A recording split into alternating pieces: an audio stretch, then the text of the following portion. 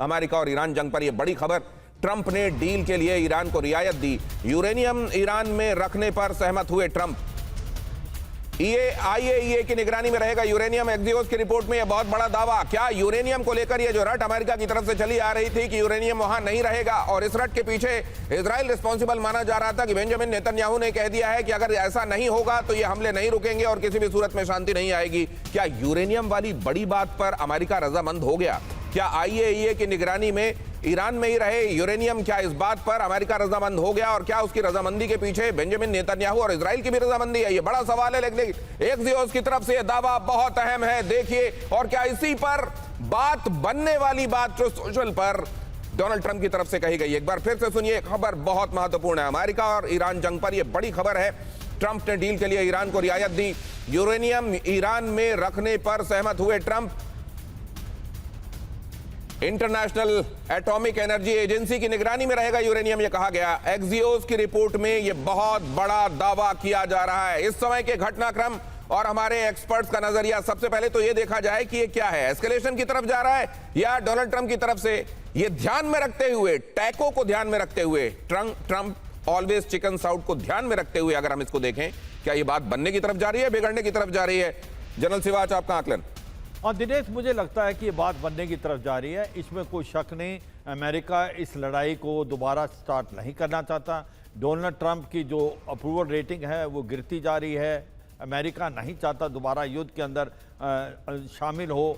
दूसरी बात यह है कि नवंबर में मिड टर्म इलेक्शन है, 14 जुलाई को 250 साल बनाए जाएंगे डेमोक्रेसी के। तो ऐसे मद्देनजर रखते हुए वो चाहते हैं कि कहीं ना कहीं बातचीत से कोई हल निकले, और मुझे लगता है बैक चैनल डिप्लोमेसी से ऐसा लग रहा है। और जिस प्रकार से दो बड़ी रेड लाइन थी जो ईरान की, उसको मानने को तैयार हो गए। वो सबसे पहले था जो एनरिच 440 केजी है, जो 60% एनरिच है, उसको वो कह रहे थे कि या तो थर्ड कंट्री में डालें, न्यूट्रल कंट्री में डालें, या हमें दें। मगर उसके लिए सहमत हो गए हैं कि वो ईरान में रहेगा और आईएईए के निगरानी में होगा। तो मुझे लगता है कहीं ना कहीं बातचीत से कोई हल निकलने वाला है। मैं आपकी बात मान लेता सर, अगर ईरान ने इस बार फिर से रिफ्यूट नहीं किया होता। ईरान ने फिर से कहा है कि इसका कोई आधार नहीं है, हमने तो ऐसी कोई बात की नहीं है।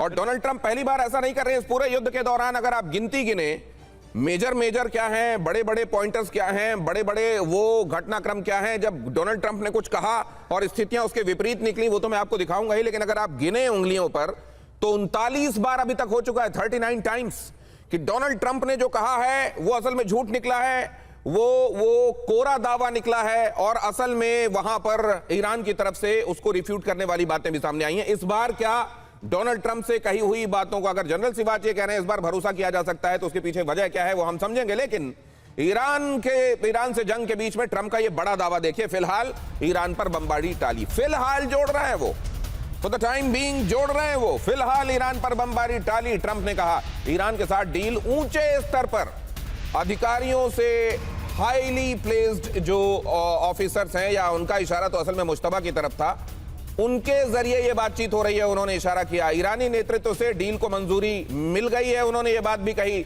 ईरान के पास न्यूक्लियर वेपन नहीं होगा, डोनाल्ड ट्रंप ने यह बात भी कही। यूरेनियम रखने पर रजामंद, आईएईए उसकी निगरानी करेगा, परमाणु हथियार नहीं बनाएगा। मुश्तबा से बात हो गई है, डील बस साइन होने ही वाली है। लेकिन उधर मुश्तबा की तरफ से ईरान के जो बड़े अधिकारी हैं उनकी तरफ से इस पर फिर से इनकार किया जाना कि ऐसा कुछ नहीं हो रहा है। ये क्यों किया जा रहा है? क्या युद्ध ही ट्रंप का कारोबार है, इसीलिए ये यू टर्न बार बार है? पहले सुनिए जरा। ईरान में एटम बॉम्ब नहीं बनेगा, कहा उन्होंने। ईरान को परमाणु नहीं बनाने देंगे, कहा बेंजामिन नेतन्याहू ने। अगर मैं नहीं होता तो ईरान एटम बना लेता, बेंजामिन नेतन्याहू ने कहा। 30 साल से मैं ईरान को रोक रहा हूं। बेंजामिन नेतन्याहू ने यह दावा भी किया कि अगर मैं नहीं होता तो अब तक ईरान परमाणु बना चुका होता। उनका यह भी कहना है कि ईरान इजराइल का खात्मा चाहता है, और जब तक मैं हूं ऐसा होने नहीं पाएगा। बेंजामिन नेतन्याहू एक तरीके से यह बताने की कोशिश में है कि इजराइल और ईरान के बीच में अगर इजराइल का कोई सुरक्षा कवच है तो वो है बेंजामिन नेतन्याहू।